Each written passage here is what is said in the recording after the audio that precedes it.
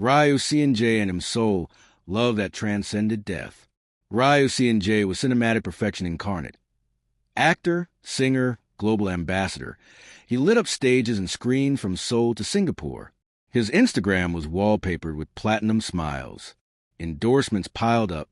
He had everything: a gift for performance, charisma, and a fan base that adored him. But hidden behind the spotlight was a fractured soul.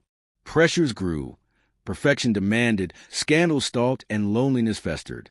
Soon, late-night texts to his manager were intercepted. Reports broke of anxiety, depression, public meltdowns. Whisper campaigns turned cruel. Flashy fame, hollow heart. Then, one morning in early March, whispers splintered into confirmation. RYOO, SEON-JAE had died by suicide. It stunned the world. IM-SEOL was a fledgling screenwriter, unknown before she wrote the drama that became SEON-JAE's breakout comeback. Their collaboration sparked chemistry that transcended script. He called her my anchor. She called him my light. They saw each other in quiet, rehearsal rooms under neon lights in tiny cafes.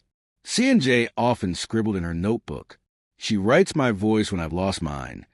When he died, she felt the loss as if he'd been her limb. At the funeral, IM-SEOL approached his casket. Her hands trembled. She placed a script she had written for their next project atop his chest. Silence swallowed the room. That night, she dreamed of him, standing in spotlight, ghost-bright eyes, reaching out to say, "Don't let me go." She woke and whispered, "Then I won't." Haunted by grief, she returned to the deserted soundstage where his last film had been shot. Concrete echoing, lights off, dust motes dancing in gaps of window blinds. She spoke aloud to the empty booth. "I will finish our story. I will make you immortal." Then she began rewriting the final pages of that film script. This time from his perspective beyond the grave, a love letter that reached through mourning into legacy.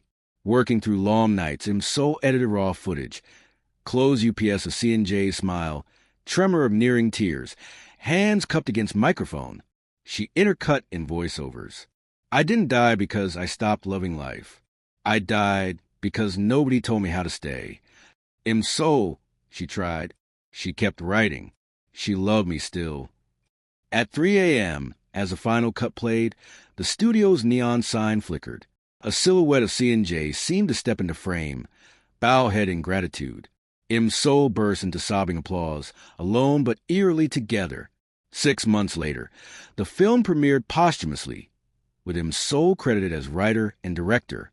Media expected an emotional piece, but what they saw was something more, a love story and a goodbye letter intertwined. At the premiere, IM-SEOL returned to stage. She took a breath and said, "RYOO, SEON-JAE always asked me, 'Can love save me?' I wish I had passed him the answer. Now I do in this film. I release him, but I will never let him vanish." Lights dimmed, clips of his laughter and her tears filled the hall. Fans held candles. The world was quiet, broken, but deeply moved. Months earlier, after the funeral, IM-SEOL had received a sealed letter in the mail. No return address.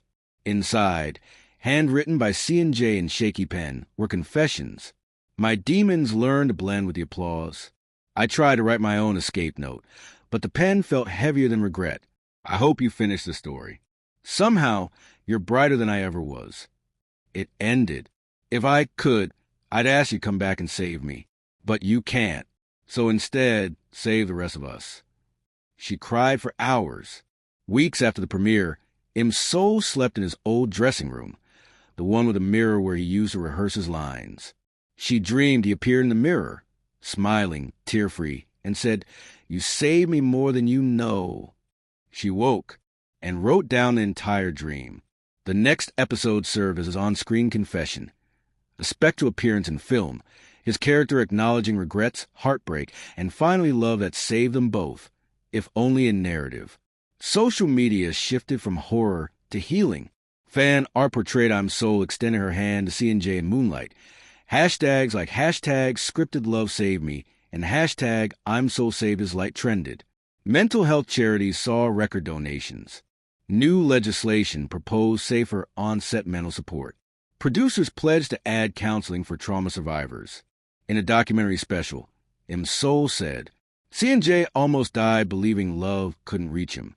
I hope anyone watching knows, love can still be stronger than despair." Soul's memoir, When I Couldn't Let Go, released with unpublished letters, photos from their script meetings, her dream confession, and pages of deleted scenes. Readers described visceral heartbreak. One review read, "I cried for him. I cried for her. Then I clenched my fists and whispered, 'You lived.'" Therapists used the book in grief workshops. Survivors said the writing helped them feel seen. Every March 1st, the day of his death, Soul climbed to the rooftop of his favorite cafe. She lit a single candle. She played a whispered audio message. "Soul, if you can hear this, I'm living through you now. And so are we." She melted into tears each year, but always remained. A small crowd gathered. They lit candles in his honor. No grieving celebrity, just love. At an award show honoring lifetime achievement posthumously, SEON-JAE was inducted and a hologram performance played.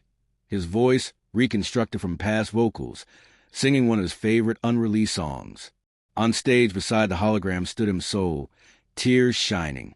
She whispered, "This is for love never ending." The crowd rose in silent ovation. On Reddit's FFW on Reddit, "I've lost friends to suicide. In this story, Soul chased him back from nothingness. That's the kind of love I needed. I thought love stories ended. This one rewrote the ending." Soul announced her next project, a screenplay about a woman who communicates with a departed lover through daily acts of remembrance, poems on cafe napkins, nightly piano duets captured on voice memo. She said she wrote it in his memory, but also in hope. In interviews, she stressed, "He was real. The grief was real. So was the love. I write now to resurrect him in flesh, but to resurrect hope in hearts." RYOO SEON-JAE was gone, but he shines now. In every scene Soul completed, every letter unsealed, every dream confessed. Their love became a living archive, proof that some souls don't die in death. They echo, persist, and save others.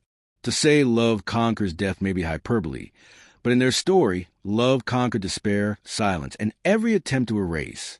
It's not just a romance. It's a reckoning. It had been buried in the corner of RYOO SEON-JAE's dressing room. An old cassette tape, unmarked, dusty, almost forgettable. But when Soul played it, her world shattered. His voice, raw and unfiltered, trembled. "I feel like I'm always pretending to be okay. But what if one day I can't pretend anymore? Will anyone even notice I stopped smiling?" She clutched the player to her chest, sobbing on the cold floor. His voice, fragile and honest, became her new heartbeat. She listened to that recording every night for a week, memorizing every breath. Then she did the unthinkable. She wrote a scene around it. Soul returned to the page with fury and love.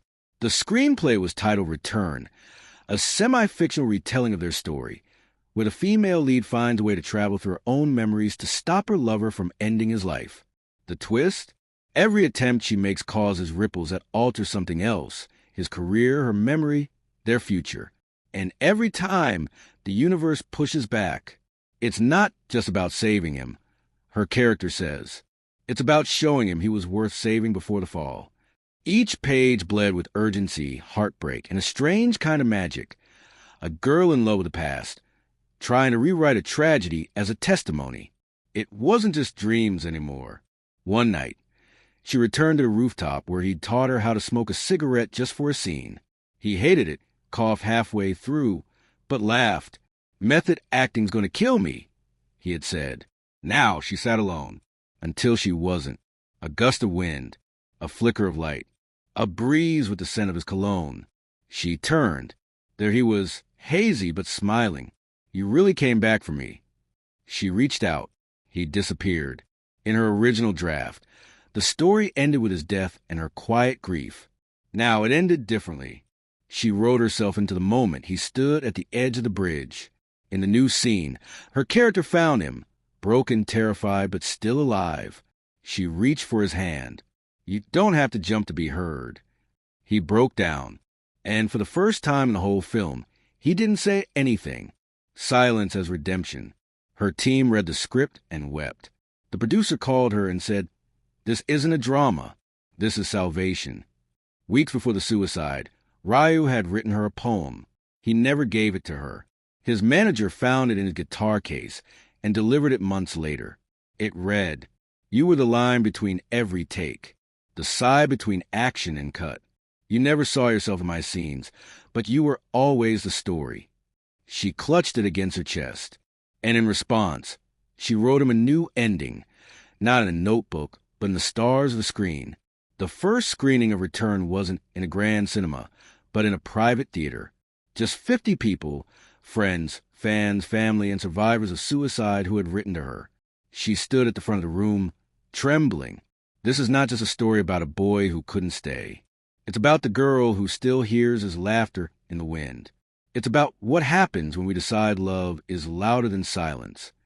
As the film played, there were no dry eyes. The final scene, the girl and the boy sit in a quiet cafe, years later in a universe where he lived. She looks at him and says, "You made it." He replies, "No, we did." After its release, fan messages flooded in. "I lost my brother to suicide. This film gave me a chance to believe again. I'm still here because I saw myself in RYOO SEON-JAE. Thank you for not sugarcoating his pain. I've never seen someone love a ghost so loudly." Im-Sol replied to every letter. Because to her, RYOO wasn't just someone she loved. He was someone she was still saving. In the final page of her journal, one she never planned to publish, she wrote, "If I could go back, I wouldn't beg him to live. I'd sit beside him in the silence and say, 'Even if you fall, I will keep telling the world who you were, so they never forget.'"